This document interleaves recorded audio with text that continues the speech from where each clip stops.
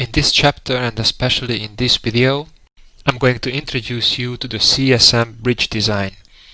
Since module CSM is not just capable of follow the stress-strain condition of the elements a long time in the construction stages, but module CSM is also capable of superpositioning the results obtained from the construction stages and superimpose them together with the variable loads acting on the cross-section externally. After having done this superpositioning, module CSM is even capable of undertaking a design for beam elements and for quad elements. So basically, module CSM is a very powerful tool with which you can follow the stages of your construction, superimpose the results in the cross-section level, and finally perform the design of the elements in the system. After having run already the CSM, in this particular chapter we are going to cover the superposition part of module CSM. I will try to explain how module CSM undertakes the superpositioning. It's quite an interesting but very difficult topic, so do not feel frustrated when you first do not fully understand it. Later on, with more practice, you will understand it fully. So why is it so complicated or complex? And the answer is because you need to superimpose the results in cross-section level. But let me explain it to you in detail now.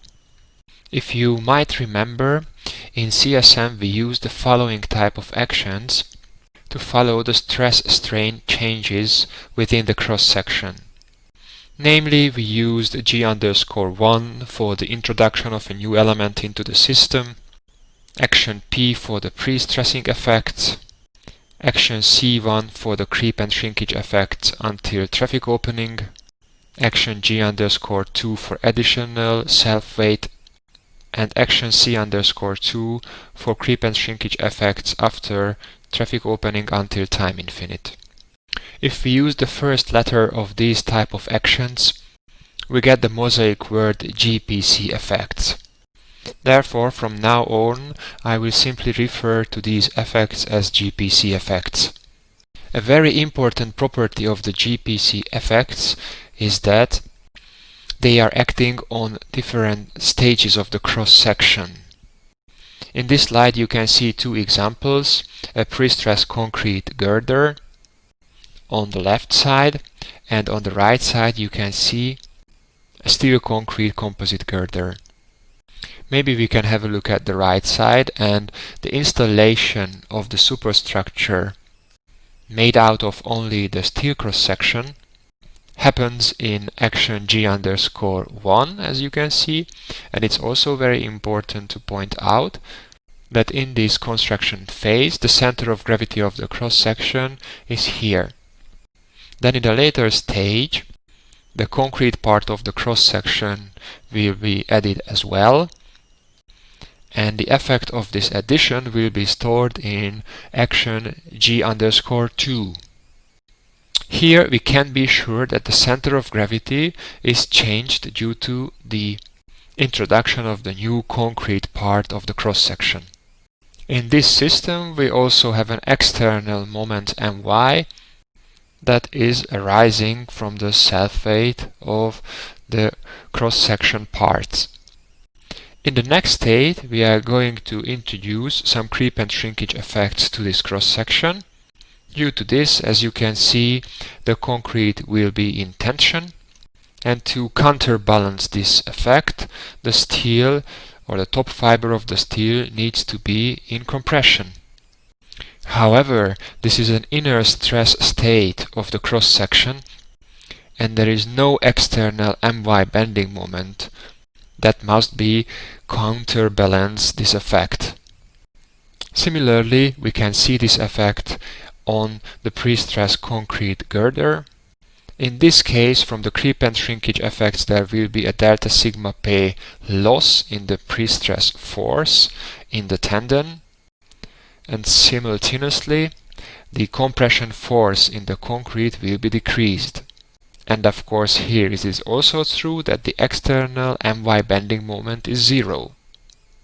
So I think this slide demonstrates very nicely how important it is to follow the changes within the cross-section and to precisely calculate the stress-strain condition of the cross-section in every construction stage. And because of this reason, the summation or the superpositioning of the internal stresses or forces cannot be simply undertaken with module maxima, but we must use module AQB. Let me make here a small statement or clarification regarding the modules. So basically module maxima is normally doing the superpositioning of the internal forces within the element. However, this module is not capable to follow along the before mentioned stress-strain changes in the cross-section. It can only superimpose the internal forces acting on the final cross-section, or we can say acting on one cross-section only. Therefore, we must use another tool to combine together these internal stresses or internal forces, and the name of this tool is module AQB. Only this module is capable of combine together the internal forces from the GPC effects with the internal forces on the final cross-section. And now I would like to refer back to CSM load cases. That was why it was very important to store the results in load case 6000 and 5000 to combine them together in load case 7000, because finally these load cases will be used for the final superposition. So now we discussed the first part of the actions, the GPC actions or GPC effects. Now let's see the variable actions in the next slide. What type of variable actions do we have that are acting on the final cross-sections? Basically, we have gr_t for the tandem loads of the load train LM1. We also have action gr_u for the UDL loads of the load train LM1. We have an action T for the temperature load, action ZW additional wind including the traffic loads, action SW wind in the construction stages, action G_2 for the horizontal loads of the load train LM1, and finally action F for the settlements. In this next slide I am going to explain to you how the variable actions will be combined together with the GPC actions. First, we need to undertake a so-called pre-superposition of the variable actions and store the results in a new action or in a new container. In this explanation I'm going to use a container symbol for the action. So we are going to store the results of the pre-superposition in a container, and these containers will have a very special name. In this slide you can see the procedure or the methodology behind the pre-superpositioning. From the variable actions, we must set up different combination rules. For example, a rare combination rule or a permanent combination rule, or the design ULS combination rule. These combinations are necessary for the different type of checks that we would like to undertake on our structure. So the software will just simply take the variable actions and combine them together according to the desired combination rule and store the results in the container.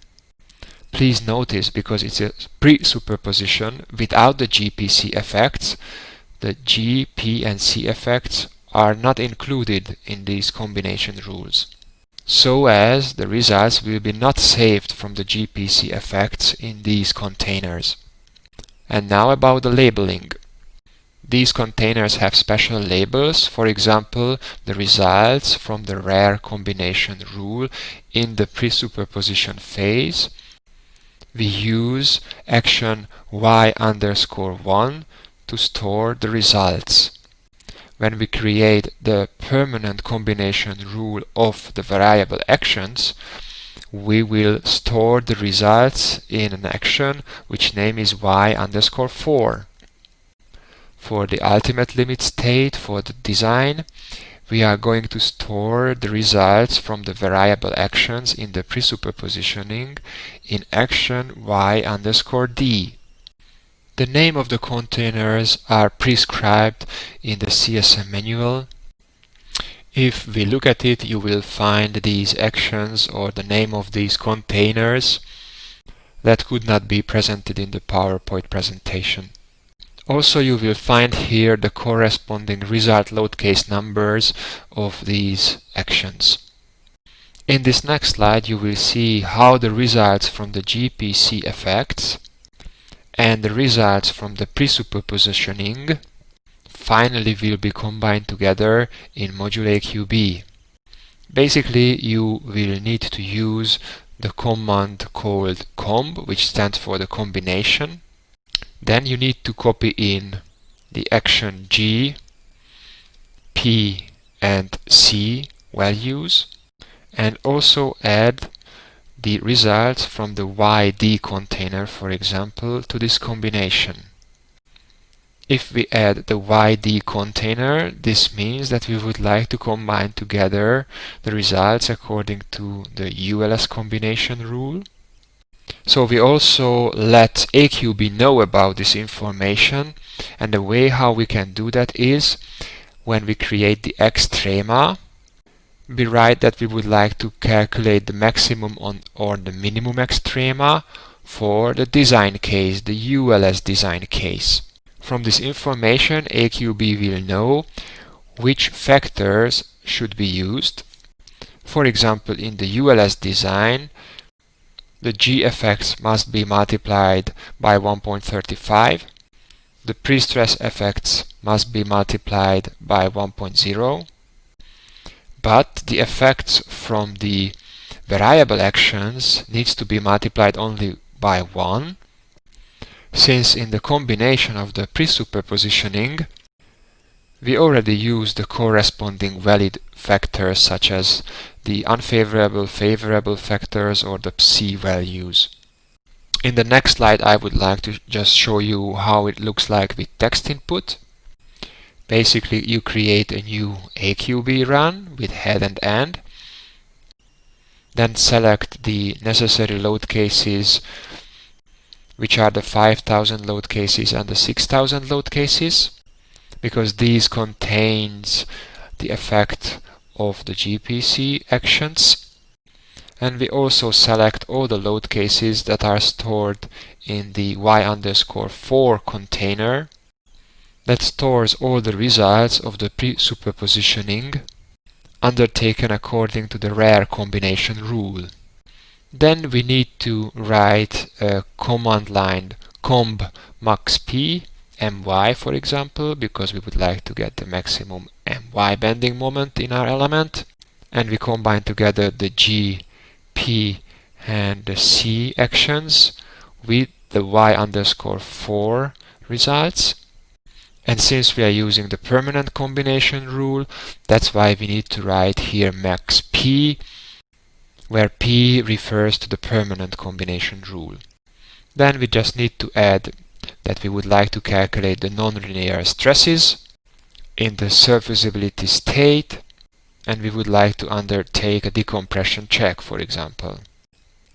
If we act like this, then the software or module AQB will know that according to the permanent combination rule, the G actions need to be multiplied by 1.0, action P needs to be multiplied by 0.9, but the variable actions needs to be multiplied by 1.0, since in the container we already applied all the necessary factors. But how to define this in SSD with graphical input is what I'm going to show you in the next video.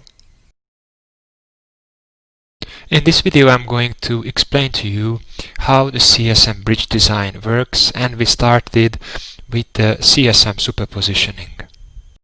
The theory behind I've already explained in the previous video, and now I reopened the ptc_bridge.SOFiSTiK file, which can be found on your desktop in the subfolder named ptc_bridge.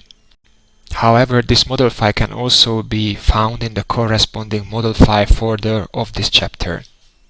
If I now double click on this CSM bridge design superpositioning graphical task, we will see all the variable actions as I explained in the previous video. Of course, the variable actions can be selected or deselected. For example, in this automatic superpositioning, I do not want to include any of the variable actions for some reason. Then I have the opportunity to do that simply by unchecking the box of the questionable action. And I also have the possibility to choose for which design case I would like to use a certain variable action. I can select both the ULS and SLS, but I can also choose that some of the actions would like to be considered only in the ULS checks, or of course similarly only for the SLS checks. Of course, normally we consider them for both of the checks. Also in this table we can see some description and additional information regarding the actions, which sometimes very useful because the stage when we reach this superpositioning task is long after the definition of the actions, so we might forget which action is responsible for which effect. In this dialog box there is another opportunity to show all the available actions for this design code. What does it mean? So actually, although we didn't define, for example, action gr_345 or L_T or the FAT fatigue action, still it is possible to define them and use it in this automatic superpositioning. I found this a very useful tool because, for example, if I forgot to define special actions for the fatigue design, then here I can recognize it and go back and create a new action for the fatigue effects. And with the help of it, I will be able to perform a fatigue design. There is also something that I would like to emphasize, namely this wording for this design code. Because unfortunately or fortunately, this automatic superpositioning graphical user interface is only available for the EN 1992-2004 and especially for road bridges. In other words, one cannot apply this dialog box for a railroad bridge or for a pedestrian bridge. If you have those type of bridges, then you need to make the superpositioning manually, which means text input, of course. However, you can still use the input of this graphical user interface, and I will show you how.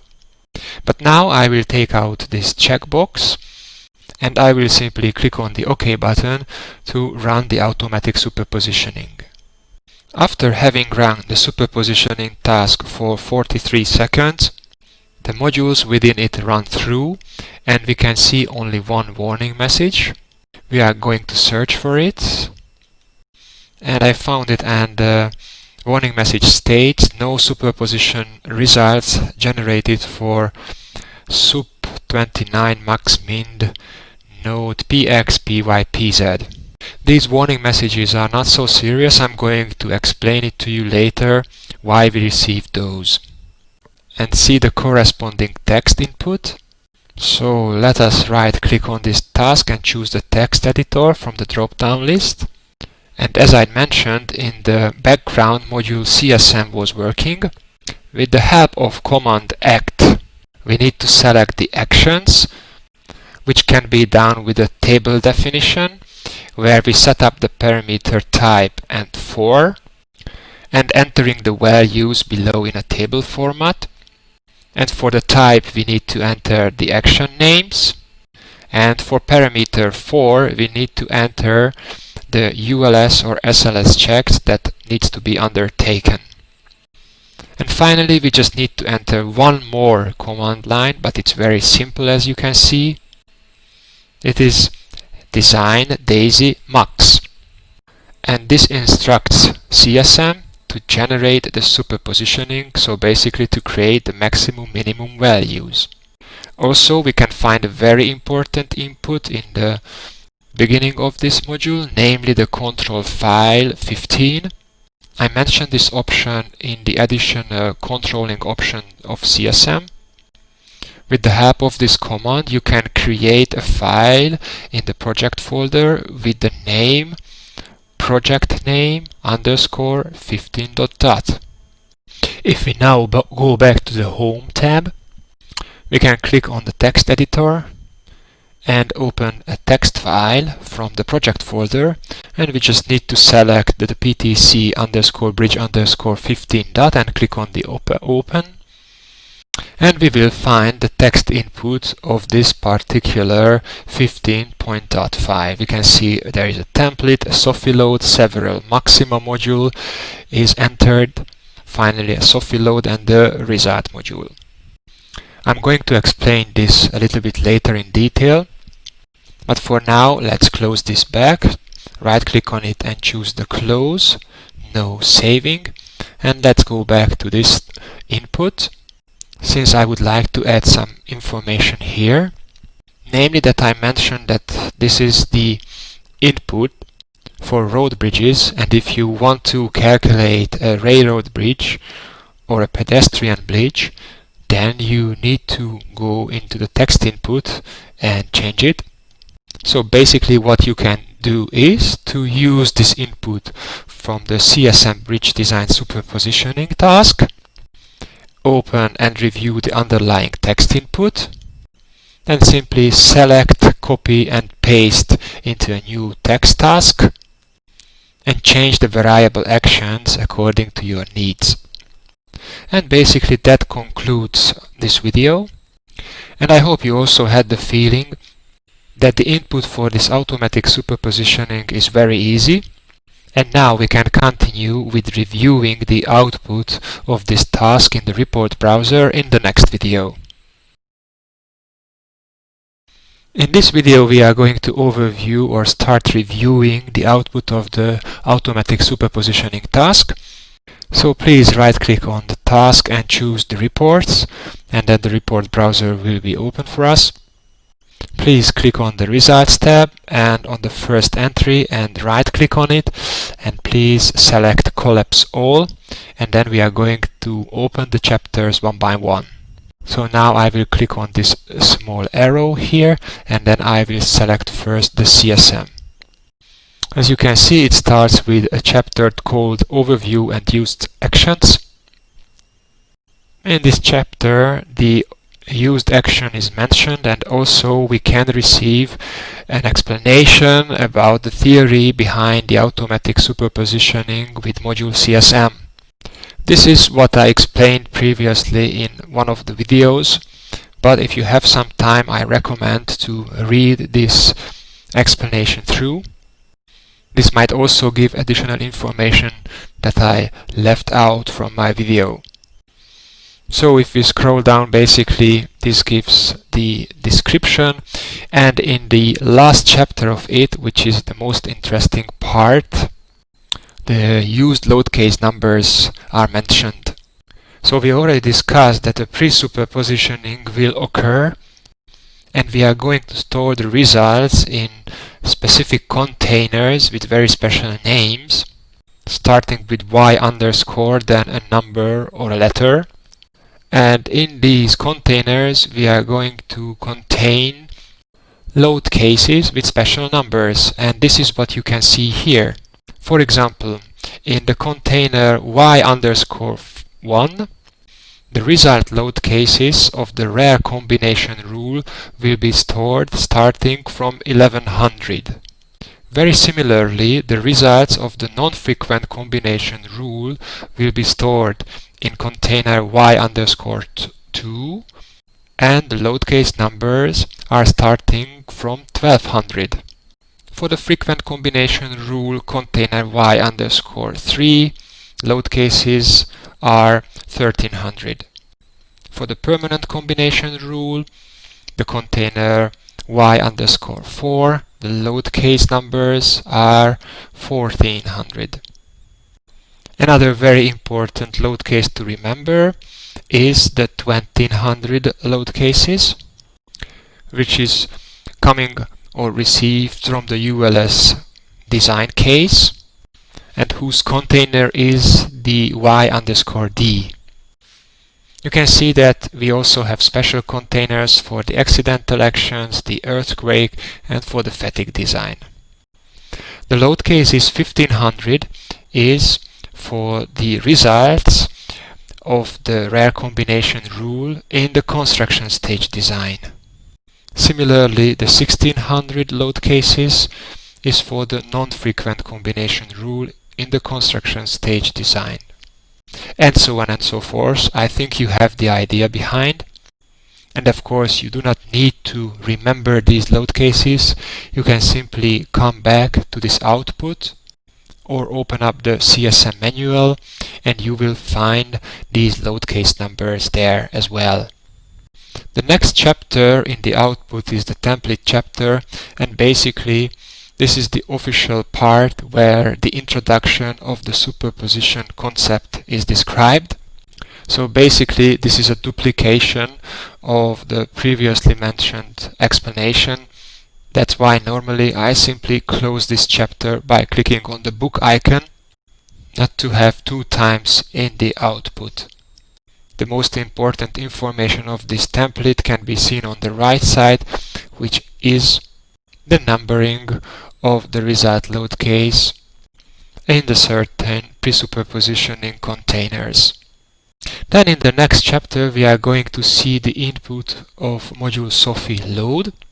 Normally I leave this chapter closed, but in this case I would like to present you the input because it's interesting for us. Because basically in this module what is happening is the creation of the containers.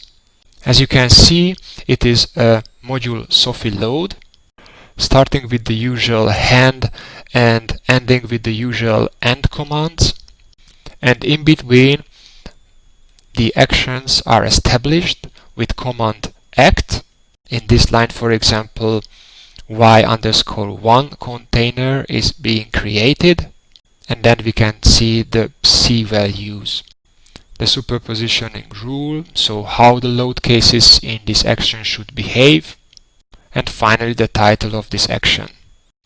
And you can find all the containers that we discussed previously from y_1 all up to y_x, which is basically just a temporary container and we do not really use it. Finally, you can see 2 new command lines starting with lc command. In between the brackets we can find the from load case number, to load case number, and increment, and then the parameter del, which stands for delete. These 2 command lines basically delete all the previously available result sets results to avoid conflict with the old results in the database. In other words, if you had previously stored results for the result sets, now it is deleted. Okay, these were the 3 main introductory modules in the output, and now we are going to continue with the module Maxima runs in the next video. In this video I would like to go through the results generated by module Maxima. So for better overview, I'm just going to close back the CSM, the template and the Sofiload, and I will open up the first Maxima module output. And now what I'm about to explain is valid for all the other Maxima outputs. So basically there are always 2 Maxima runs that we need to consider together when we review the output. In the first Maxima run we are always creating the combination rules. If I open up the input data, you can see here that with text input basically we are creating our combinations with the help of command comb. for the rare case, for the frequent case, and so on and so forth. And in the second maxima, if I open up the input, you will see that we use the command sup, which stands for superpositioning, and with which we can extract the results, for example, the internal forces from beam elements or internal forces of the springs, and so on and so forth. So the maximas are always coming in the output in pair. First the setup of the combination rules, then the extraction of the results. The output of these first two maxima runs are presenting the pre-superpositioning without the wind and without, of course, the GPC effects. In the output of the first maxima run, we can see the used load case numbers, in which the results of the combinations will be stored.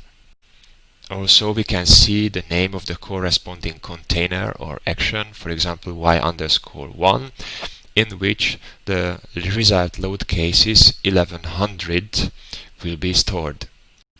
The presented combinations such as the rare, the non-frequent, frequent, the permanent, and the daisy, which stands for the ULS design, will always be automatically generated if we use the automatic superpositioning graphical task from SSD. In other words, for example, when later on we are only going to perform a ULS check of the beam elements, still all of these combination rules will be established and calculated. In the output of the first maxima module, we are not going to find any more information, so let's move on to the second maxima module, where the superposition is performed. If I click on it, then the output will start to show the code that we are working according to, and the first combination rule with number 11. We can read the type of the combination, which is in this case SLS characteristic combination. We will see what formulae was used. For example, formula 2.4 was used from the Maxima manual, and in one line below we can see this formula as well. However, this formula shows the G, P, and C actions. We know that they are not incorporated in this combination rule because we are performing a pre-superpositioning without the GPC effects. Then in the next line we can see that the resulting load case will be stored in the action y_1 or container y_1. And then we can see in a table format what load cases are selected per action. For example, the settlement action, which was titled as F and whose partition was set to Q, so variable action, contains three load cases, load case 51, 52, 53. The behavior of the load cases within the action is set to conditional, which means either one of them will be used in the combination or all of them if they are acting unfavorable. Of course, we can also see the corresponding safety factors and combination factors for this action. If we review the table further, we will find the gr_t action, which partition is q_1. And here we can find basically the loads generated by Ella. So for example, load case 101 contains the minimum normal force received from the tendon loads of LM1 in all of the elements in the system. Similarly, the load case 109 contains the minimum my bending moment received from the tendon system of the LM1 load train. As you can see, the type of this action is A42, which means alternative group 42, which means that these load cases are mutually exclusive and only one of them will be used in the combination to get the most extreme value. Once again, the combination factors and the safety factors are presented for this action as well. If we scroll down in the output, we will find in a similar manner the action gr_u whose partition is Q_1, we will find here the result load cases of the traffic loader received from the UDL part of the LM1 loading. So again, load case 209, for example, is the minimum MY bending moment from the UDL part of the LM1 load train. The behavior of these load cases is A25, which means alternative group 25, and again all of these load cases within these actions are mutually exclusive, so it means only one of them will be used in the combination rule. Of course, if module maxima needs to create the most severe spring force in the spring elements, then module maxima will choose either load case 213 or 214, because these two load cases contain the minimum and maximum spring forces from the UDL part of the LM1 loading respectively. If we scroll further down in the output, we will find action GR_2. If you may remember, this action contains the effect from the horizontal forces of the load train. And it is absolutely too reasonable in this superpositioning run, because as you can see, we make a pre-superposition without the wind, and of course without the GPC effects.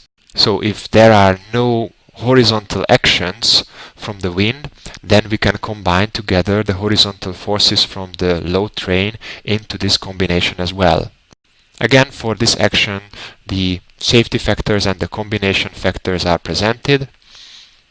The result envelope load cases from ELA is the 300 load cases that are stored in this action. But it's very important that the partition is Q_2, so it is in a different load group. And finally, if we still scroll down, we will find action T with the corresponding safety factors and combination factors. The load cases within this action are assigned to the alternative load group 14, and the load cases that this action contains is the cases from 91 to 98.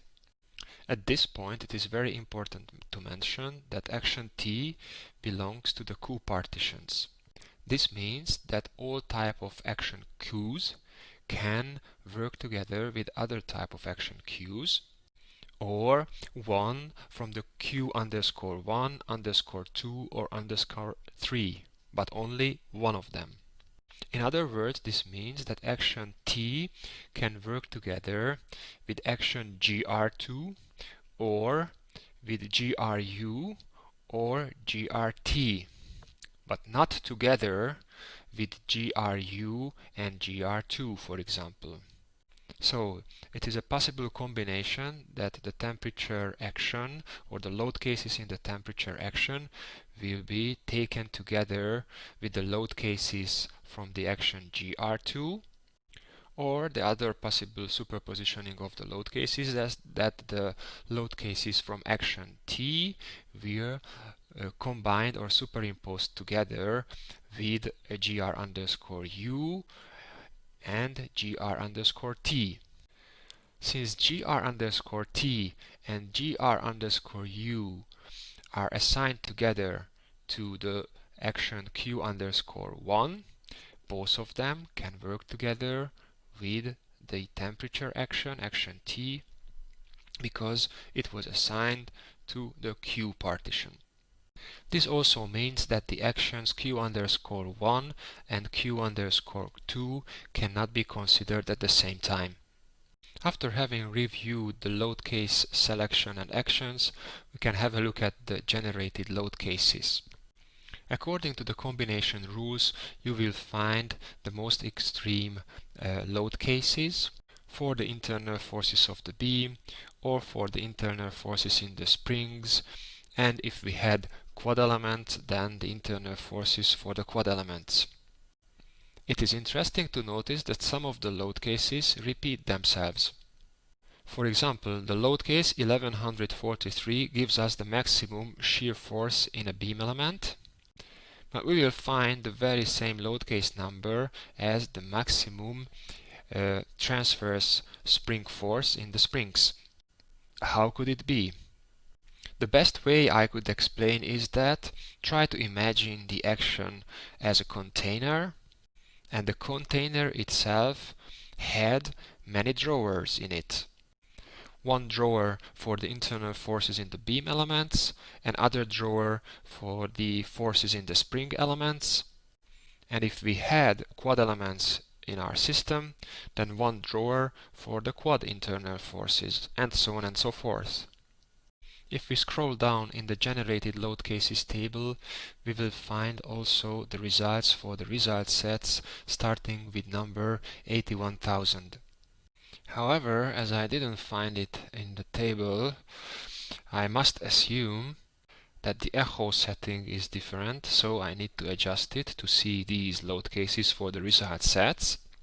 Okay, let me show you how you can achieve this. Let's go back to SSD. If we go back to SSD, I will right click on the CSM Bridge Design Superpositioning task and open the text editor, and what I can see here is that in the project file _15 file, the generation of the superpositioning will take place. So let's see this project for _15 together.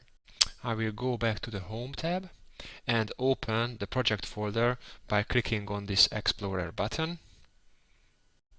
It opened up, and I will double click on the ptc bridge 15 file, and it will be opened by Teddy. So I'd opened it. Then I will click on the module tree and click on the template to go to the very beginning of this file. And to change the echo settings in the report browser, I need to click on the first maxima module.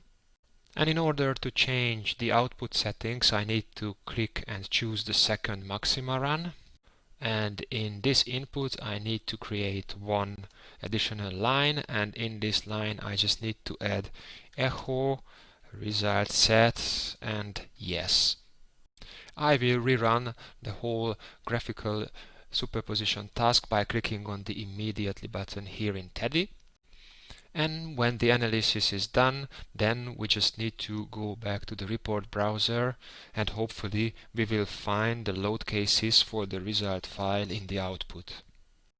After having run this project file _15 again, you just simply need to reopen the. After having finished the calculation, you just simply need to click on the report, and let's see the changes. Here on the left side you will find a new chapter, result sets, and if you click on it, you will really find these load cases starting from 81,000. And also you can read the title or the name of these load cases. And it is also helpful to see the identification of the result sets. For example, this is for the peer result set. This one is for the result set that had been generated at the first placement on the left side, and so on and so forth. In a very similar fashion, we will find combination rule number 13, which was created for the SLS frequent combination.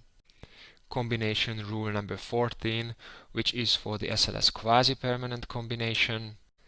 Combination rule number 18, which is for the SLS frequent combination.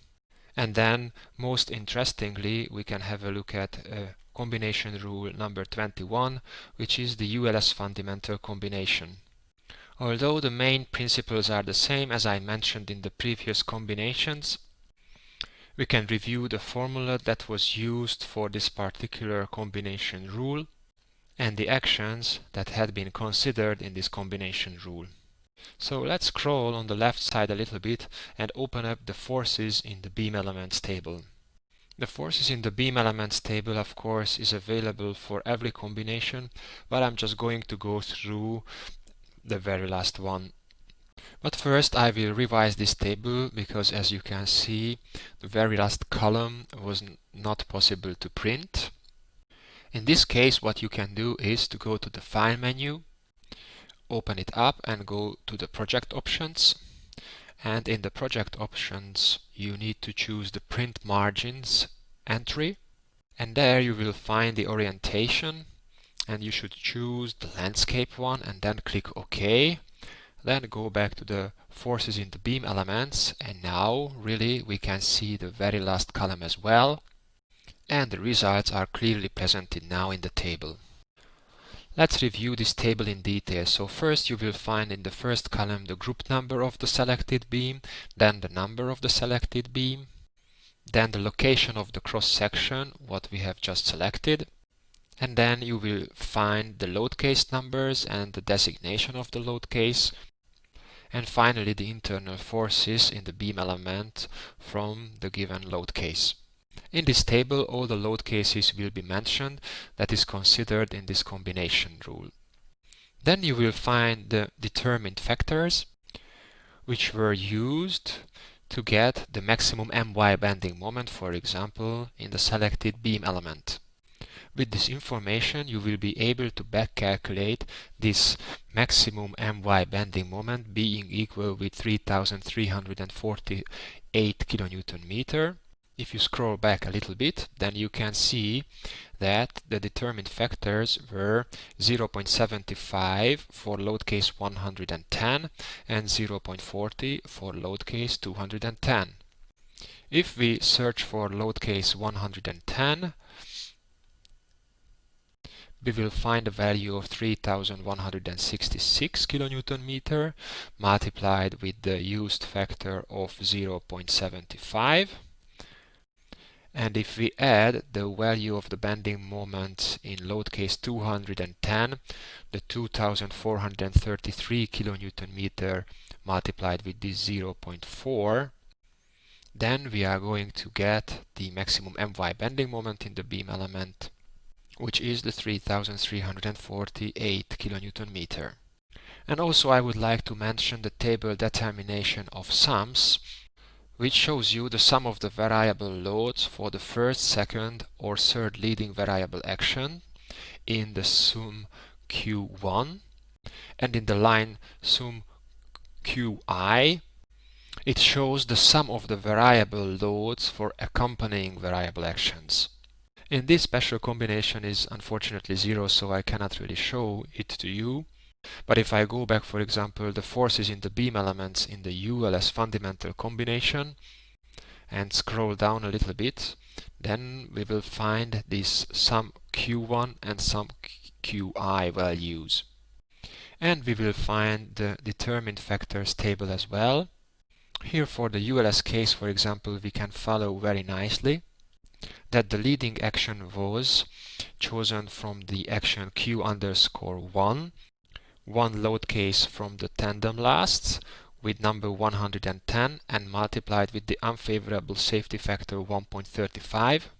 Then one load case from the UDL loads with number 210 and with the unfavorable safety factor 1.35.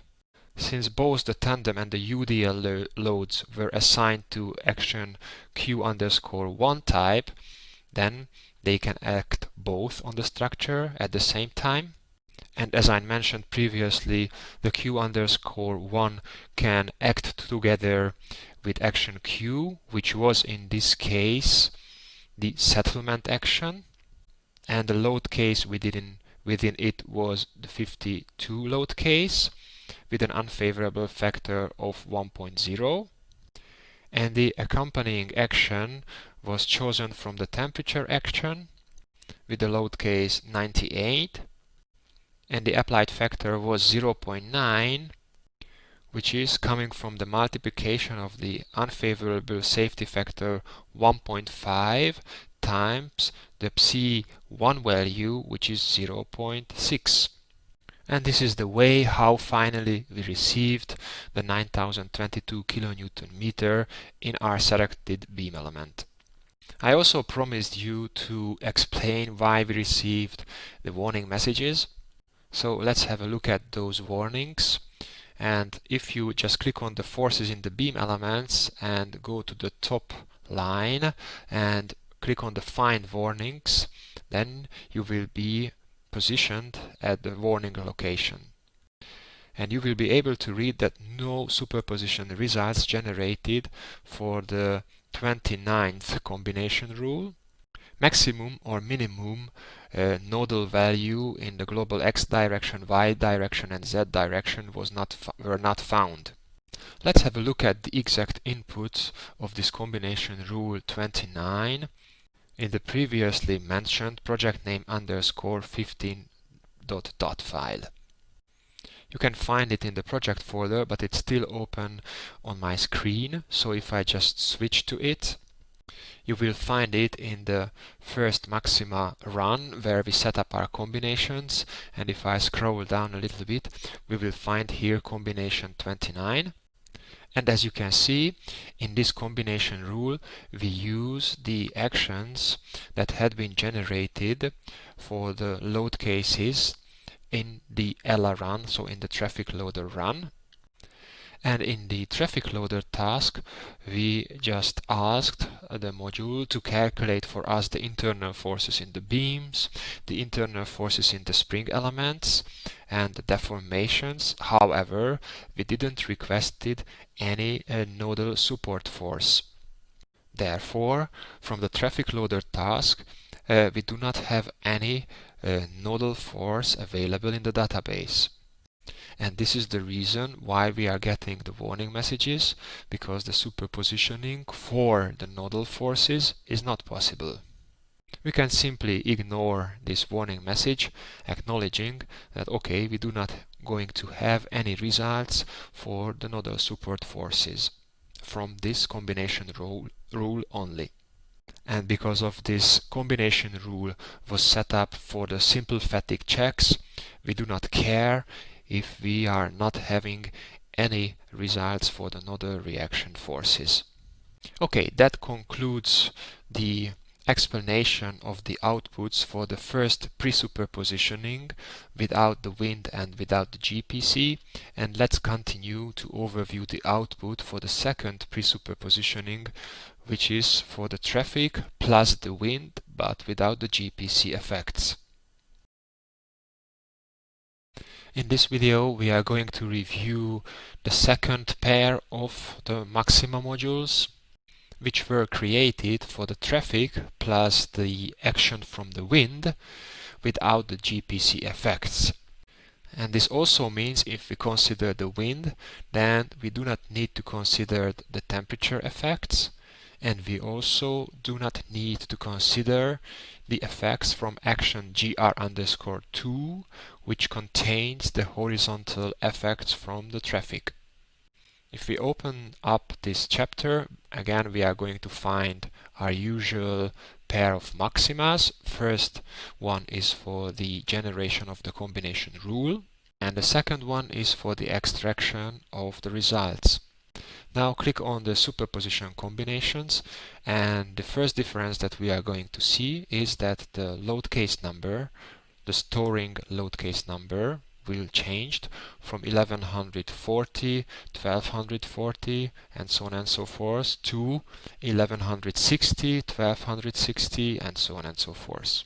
And if I open up the input data chapter, then you will see that the number of the combinations also changed.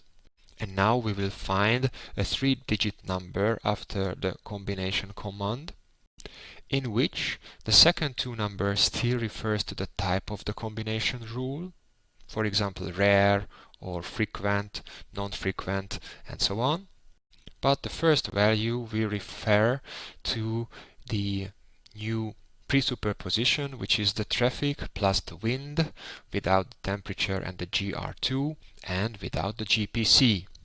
If we now click, for example, to the second maxima module and to the combination rule 111, of course we are going to find again the title and the used formula. But when we have a closer look on the actions, we will find action F, the settlement action, action gr_t, the tandem load action, and also the actions from the uniformly distributed load of the load train. Scrolling down, we will find also the ZW action, which contains the effects of the wind, but please notice that this combination rule doesn't contain the action GR_2 or the action T for temperature. Also, I would like to call your attention to the type of load case 31 in this action, which is X26, and the X means the load cases within these actions are exclusive loads with changing sign. As you may remember, we only had set up one load case 31 with the wind acting in one direction only. However, we set up the behavior of this load case to be X, which means exclusive load with changing sign. So basically, the wind can blow from one side or from another. In the generated load cases table, we will find the very similar load cases like we had previously. However, now the generated load cases are going from 1161 to maximum 1179. And of course, we can realize again that also in these maxima runs, some of the load cases are repeated. But the general principles that I described for the previous maxima runs are applicable here as well. Okay, so this was the explanation for the output of the second pair of maxima runs. Let's continue with the third one, which is going to be the pre-superpositioning the wind without the traffic, without the temperature, and without the GPC effects in the next video. In this video, we are going to overview the pre-superposition when only the wind is applied to the structure without the traffic and without the GPC effects. For this special case, no temperature should be considered in the combination either. So if I open up these two maxima runs here, I will find the superposition combinations, the result load case, which now starts from 1180. If I open up the input data, I will find that the combination number is 211 now. Again, the very last two digits refers to the type of the combination, such as rare, frequent, permanent, non-frequent, and so on.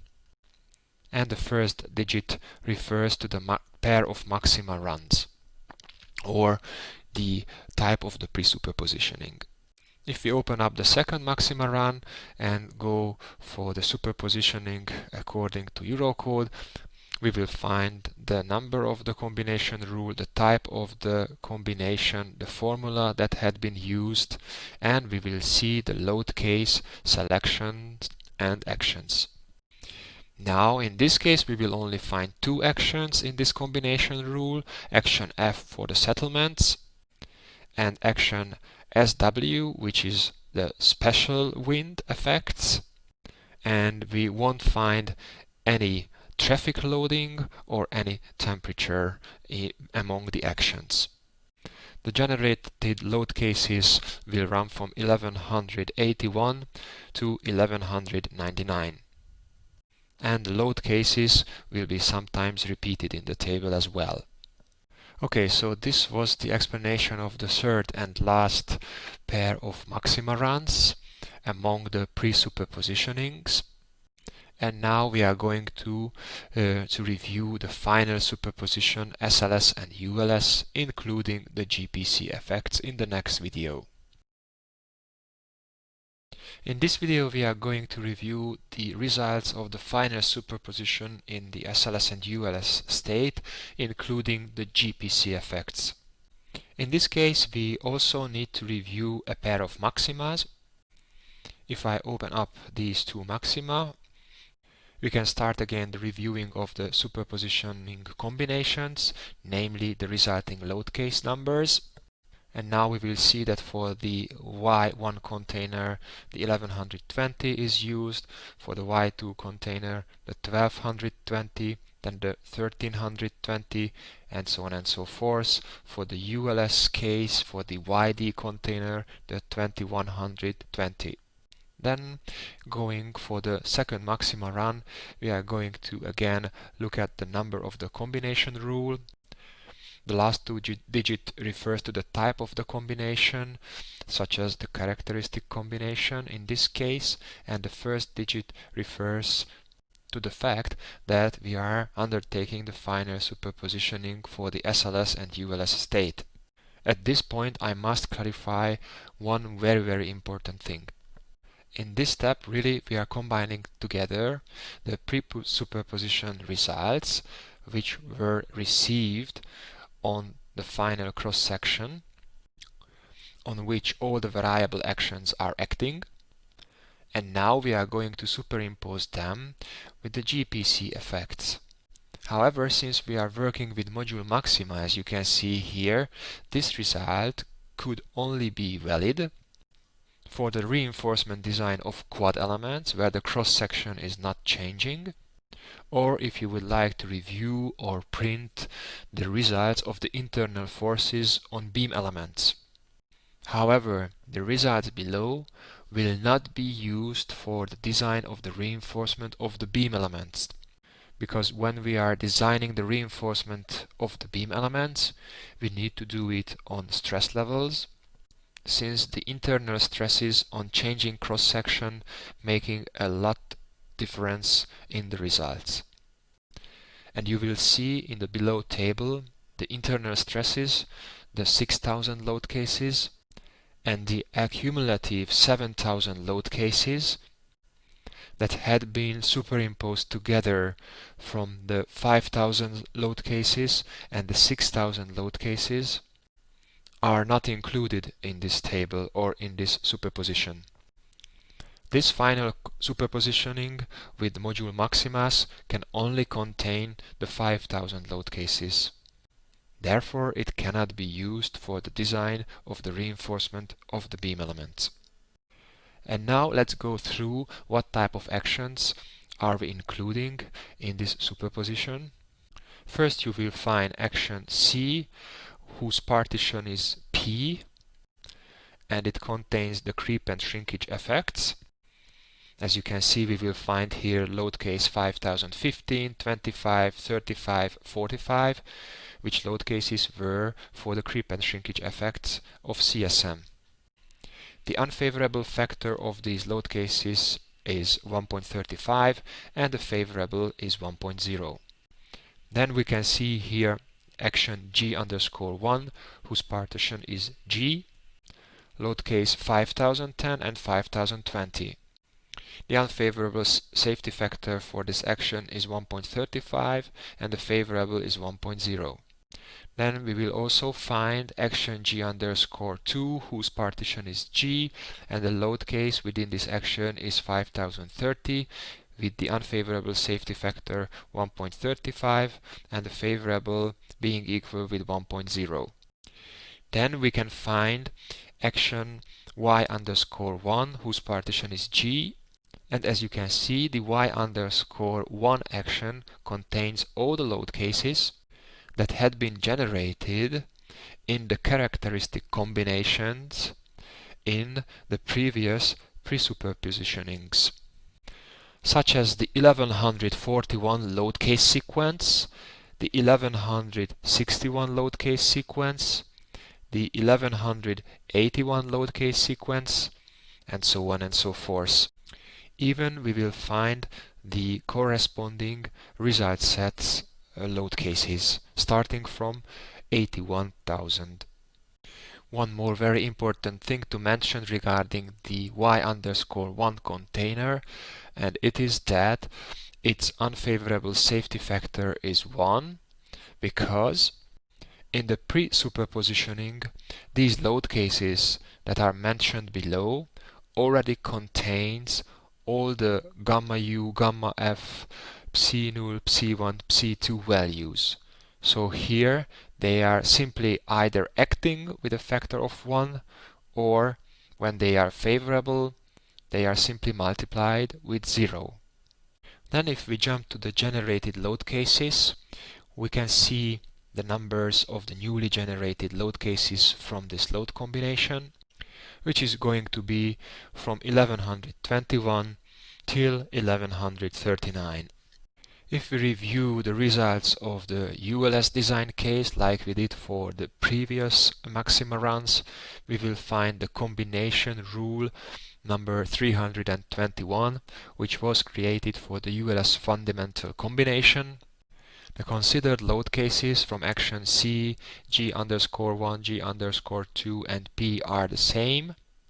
The difference is that this combination rule contains the action Y_D, whose partition is Q as well, and the contained load cases are the 2141 load case sequence, the 2161 load case sequence, and the 2181 load case sequence. And the generated load cases from this combination rule 321 are starting from 2121 till 2139. So this is the way how you can understand the output of the final superpositioning. And now let's continue with the final superpositioning with pkinf and pksup values in the next video. In this video we are going to review the results of the final superpositioning with pk inferior and pk superior.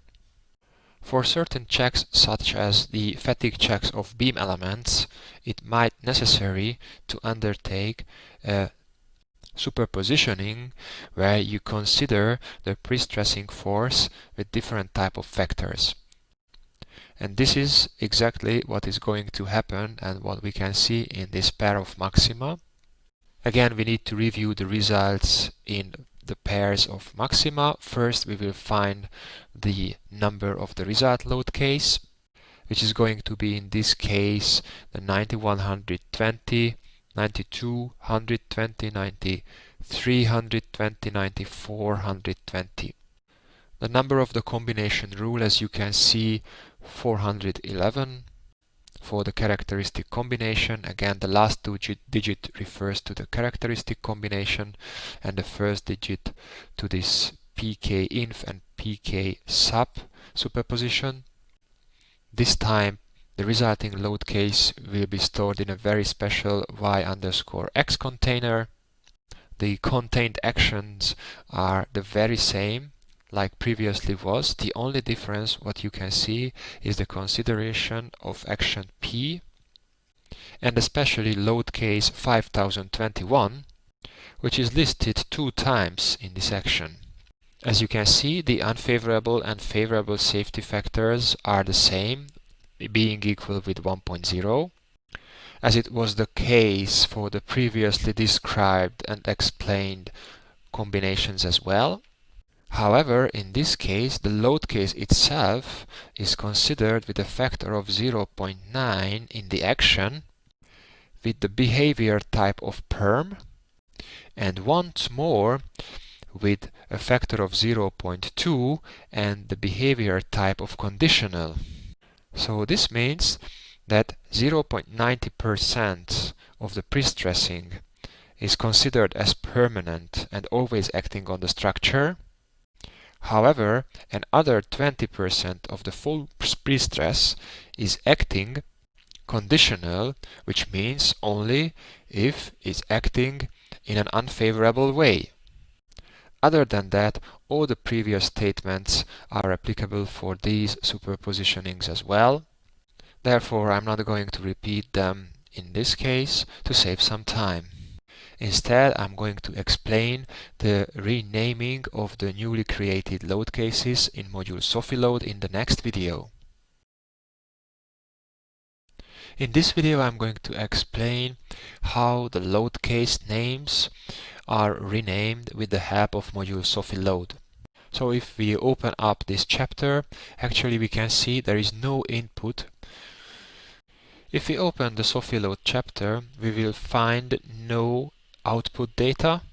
What we can only see is a closed input data chapter, so let's open it up to see what's going on in the background. As we can see, a module Sofiload has been triggered and from the head we can have a guess that this is about rewriting the load case titles. So, as we saw and as I explained in the previous video, some of the load cases were used many times, and in this Sofiload module there is an attempt to give a uniform name to the load case that can describe all the possible output from this load case. For example, if we consider load case 1121, the new title will be rare, beam my, node px, or spring p. This tries to mean that this load case contains the maximum my beam bending moment in the rare combination, also the maximum nodal support force in the global x direction from the rare combination, and also the maximum spring force is stored in it in the rare combination. Then we will see load case 1122, which is a little bit shorter, minimum my. So from the my internal force component we can figure out that this is the minimum my bending moment in the beams in the rare combination. From the px now we know that this is the minimum nodal force in the global x direction in the rare combination. And finally, this load case also stores the minimum spring force P in the rare combination. And so on and so forth. For better understanding and better orientation, there is kind of a legend that helps you to understand the shortenings, such as G equals dead load, P equals pre-stress, C equals creep and shrinkage. Like previously, it was GPC. The temporary means without the GPC effects. Capital R stands for the rare, capital F stands for the frequent, capital N stands for the non-frequent, capital P stands for the permanent combination rule. The underscore temp load case is always without the GPC, so for example if I scroll down then we can see that this is R underscore temp, beam my, node px, spring p. This means the following: rare combination rule without the GPC, and this load case stores the maximum my bending moment in the beams, the maximum nodal support force in the global x direction, and the maximum spring force, and so on and so forth. So when we go to wind graph or graphics with the new name, we will be able to visualize these load case number, and we will see a short title for this load case. However, we will be able to find this load case 1141, for example, at the representation of the my bending moments in the beam, or at the representation of the nodal forces in the x direction, and also at the representation of the spring forces. And since all this input is all about renaming, therefore it doesn't have any output. In the next video I'm going to talk a little bit about the results. In this video we are going to review the last module, the results module, together. What we can see is the result of our result set in the SLS state with a factor of 1.0, and these results are very important, for example, for the design of the bearings. If we look at, for example, the springs at the support axis 1 on the left side, we will find, for example, the bearing that is moving in the global x direction has a maximum force in the y direction being equal with 121.5 kilonewton. However, for the design it is very important to be able to see the corresponding or concomitant other internal forces, and this is the case here. We can very nicely see that, for example, together with this 121.5 kilonewton, a negative 1284 kilonewton is acting in the global z direction. So these tables below could be the basis of the design of the bearings in the SLS state. And basically that concludes the output of the CSM Bridge Design Superpositioning graphical task in SSD. In the previous videos we looked at the output of the CSM Bridge Design Superpositioning graphical task, and now I would like to show to you the input of this task.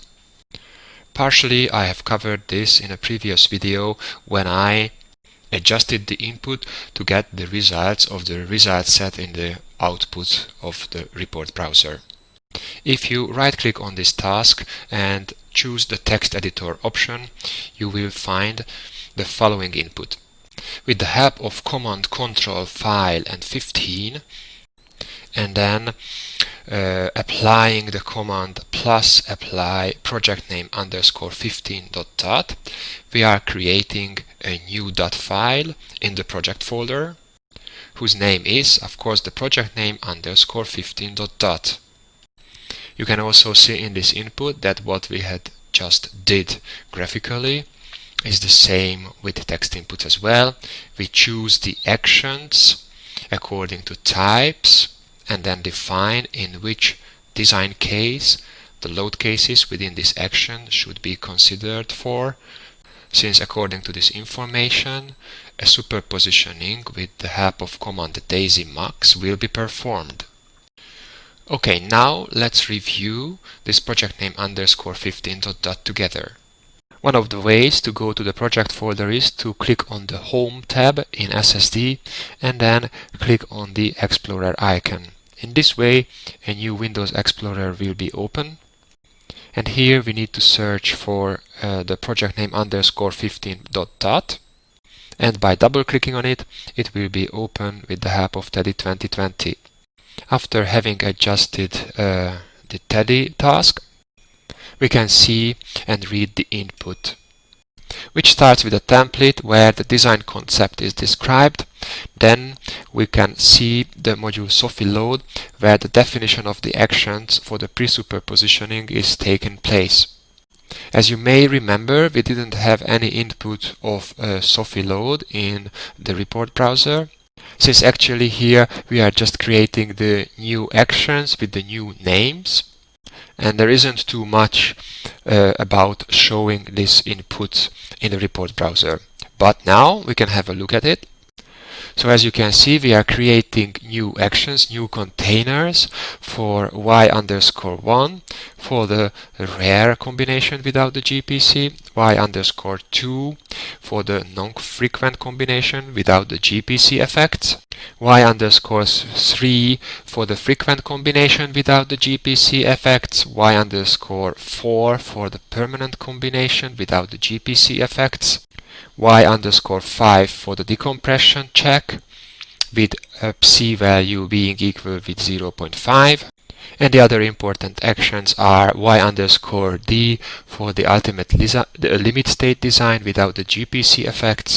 Also we will find the y_f action for the fatigue design, y_g for the stress range, so the simplified fatigue check, and finally action y_x that was necessary for the pk inferior and pk superior, as we saw in the last video. In the next line we can see a very interesting input load case from, to, and increment, and the type, it is given del or del, which stands for delete. With the help of these two command lines, we are simply deleting the already existing result sets results in the database, if there were any results for the result set stored in the database, to avoid conflict. Then we can find and see the first pair of maxima runs, which was created for the pre-superposition without wind and without the GPC effects. In the first maxima run, we set up the combination rules.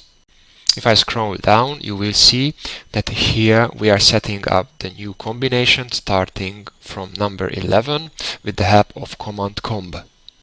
The type of this combination is a rare combination. the default base case number will be used, and the type of the output results will be stored in the container or action y_1. Then in the next line we define a text variable called comp_serve with the help of the command #define, and we are adding action gr_t, gr_u, gr_2, t and f to this text variable. And with the command #def we are finishing the definition of this text variable. So what it does, actually under the combination 11 we are assigning action grt, u to action t and action f to this combination rule. Since we define the combination type being equal with rare, the software will automatically know how to combine the load cases within this action together. The same input concept is valid for the other combinations, such as the combination number 13. The same actions will be included in this combination rule with the help of #include comp_serve command line. However, in this case the type of the combination is set to frequent. In combination 14 we set the type to the permanent type, and the resulting load cases will be assigned to action y_4. For combination number 18 the things are a little bit different. Since it is an interim combination rule, contains only the temperature and the settlement, hence we cannot use the #include comp_serve variable. We need to write out action t and action f. In combination rule number 19 we set up a rare type of combination rule, and in this case we are going to input the actions one by one again by hand instead of using the #include command, because in this special combination we would like to change the unfavorable safety factors to be equal with 1, and the original input of the comp_serve variable was with the default safety factors and combination factors. Then in combination rule number 21 we set up the ULS combination rule with the type of daisy. Daisy means ULS. The output load cases will be assigned to action y_d, and the same actions were assigned to this combination 21. Finally, we will find the combination number 29, generated as a frequent type of combination in which the output load cases will be stored in y_g for the simplified fatigue checks. Of course, in this combination rule, the temperature and the settlement actions are not included. So this was the first from the first pair of maxima runs, and then we can have a look at the second one from the first pair. So when we already created the combination rules, what we need to do is simply extract the results from this combination rule, and this is what we do with the help of command sup. What you can see here is a so-called table format input where we enter the command, and we also type in the parameters of the command, but we are not specifying any values for this parameter in this particular line, because we would like to add the values for the parameters in a table format below, as you can see here. If a value is valid for all the lines in the table, then we must enter it with an equal sign. For example, in this case the value for parameter extr, which is the extrema, will be mummy, and that's why we need to enter it with an equal sign. Similarly, the combination value is equal with 11 for all of the values below the table. In the parameter eType we define from which finite element we would like to extract the results. You will see and find here beam, springs and nodes. Then we need to specify which type of finite element force, for example my bending moment, normal force in the beam, or spring force in the springs. Then we must specify a storing load case number, and this would mean that, for example, the maximum MY bending moment will be stored in 1141, and the minimum MY bending moment obtained from the beams will be stored in 1142. And therefore you can see that the given stored load case number are inputted with an increment of 2, 41, 43, 45, and so on. If you may remember, in the report browser we saw a table for the beam forces where the extracted values were presented for beam element 20, 100, 1000 and 17. The way how you can make this output table is the following. You need to add the command echo loads and factors yes. However, this produces the results in the report browser for every beam element, except we specify one. And this is what happened for the MY bending moment. We specified beam element number 200,017.